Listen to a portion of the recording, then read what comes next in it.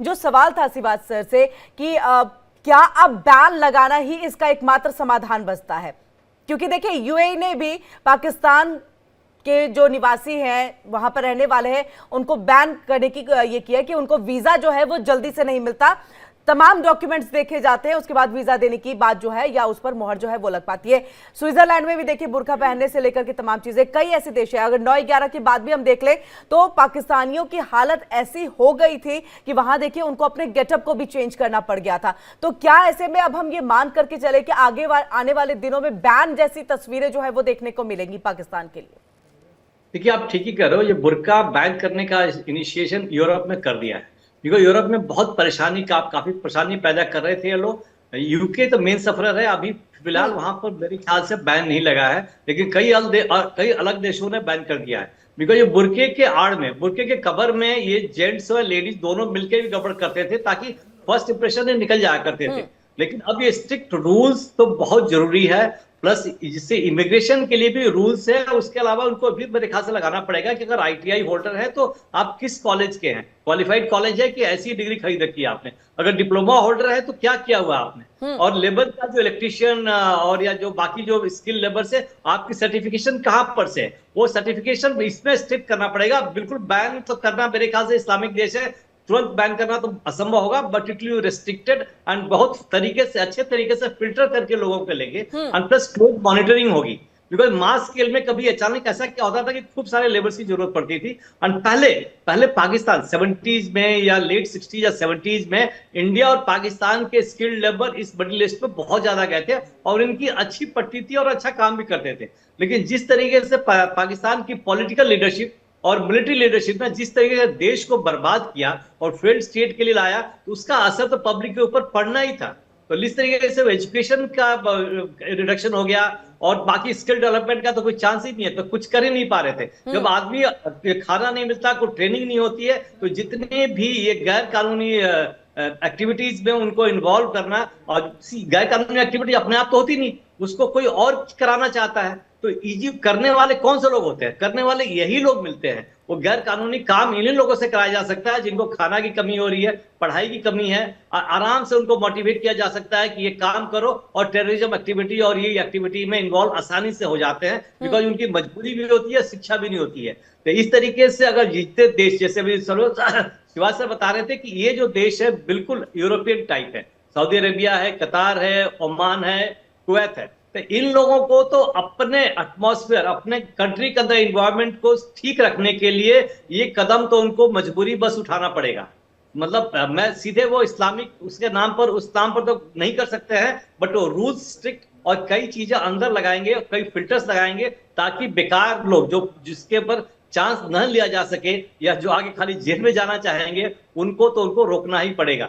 इसका वर्क इन्होंने, मैं श्योर हूं, शुरू कर दिया होगा, तभी इनको पता चला, तभी पाकिस्तान को इन्होंने काफी बेकाबू डंडा दिया है कि ताकि अपने लोगों को ले जाओ यहां से, तो ये असर पड़ेगा। इट इनडायरेक्ट मेथड, जेल में थे लेकिन अब शुरुआत कर दिया उन्होंने बिल्कुल। हाँ, रह रहे करके देखिए, मैंने जैसे 2024 का जिक्र भी किया कि उन्होंने कहा है कि अपने यहाँ के बेगर को आप हमारे यहाँ मत भेजो। ये परेशान होकर के जो सऊदी अरब के प्रिंस है उनकी तरफ से ये बात सामने आई।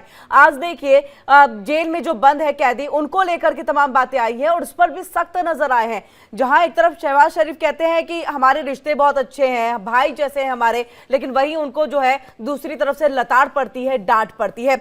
मेजर जनरल वीके दत्ता जी, आपके पास आते हुए, क्योंकि देखिए इस बात को भी समझना बहुत जरूरी है कि सऊदी अरब, बाकी अन्य देश, अगर मुस्लिम कंट्री की मैं बात कर लूं तो वहां पर भी तो मुस्लिम सेना, वहां पर भी तो इस्लाम की पढ़ाई होती है, इस्लाम यानी कि अपने धर्म के बारे में जानकारी दी जाती है, बताया जाता है, वो ज्ञान दिया जाता है। जैसे भारत में आपको गीता से लेकर के, रामायण से लेकर के हर चीज का ज्ञान दिया जाता है, आपको आपके धर्म के बारे में बताया जाता है। फिर पाकिस्तान इस तरह से किस तरह से पिछड़ गया है? क्या उसने बाकी मुस्लिम देशों का भी एक यहाँ पर कहे कि एग्जाम्पल के तौर पे नहीं लिया कि अगर वो भी इस्लाम धर्म पढ़ाते हैं या वहां पर भी शिक्षा की अच्छी स्थिति है, देखिए इससे कितना आगे वो जा रहे हैं कि आज उनकी इकोनॉमी बेहतर काम कर रही है, वहां के लोग इतने अच्छे से काम कर रहे हैं, बाहर जाते हैं तो देश का नाम रोशन करते हैं।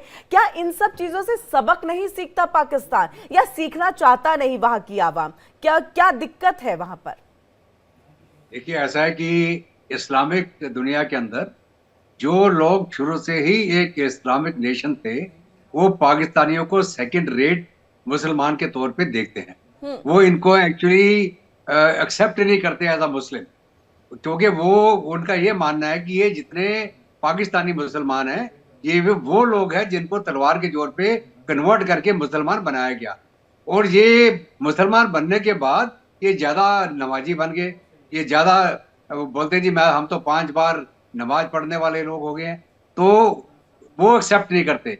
उनके वहां पे ज्यादा लिबरल माइंडसेट है, वो ओरिजिनल इस्लामिक कंट्रीज हैं, और वो उनका जो टीचिंग है, उनका जो प्रोग्रेस है, ज्यादातर जो शेखडम है या जहाँ किंगडम्स हैं, वो बिल्कुल नहीं चाहेंगे कि वहां पे एकदम एब्सोल्यूट कट्टरवाद फंडामेंटलिज्म आ जाए, क्योंकि वो उनको इफेक्ट करेगा। इसलिए वो उसको लिबरल रखते हैं, और बाहर वो दान के तौर पे बहुत सारी चैरिटी देते हैं, ताकि पाकिस्तान जैसे मुल्क और कई और जो संस्थाएं हैं वो अपना दुकान चला पाए।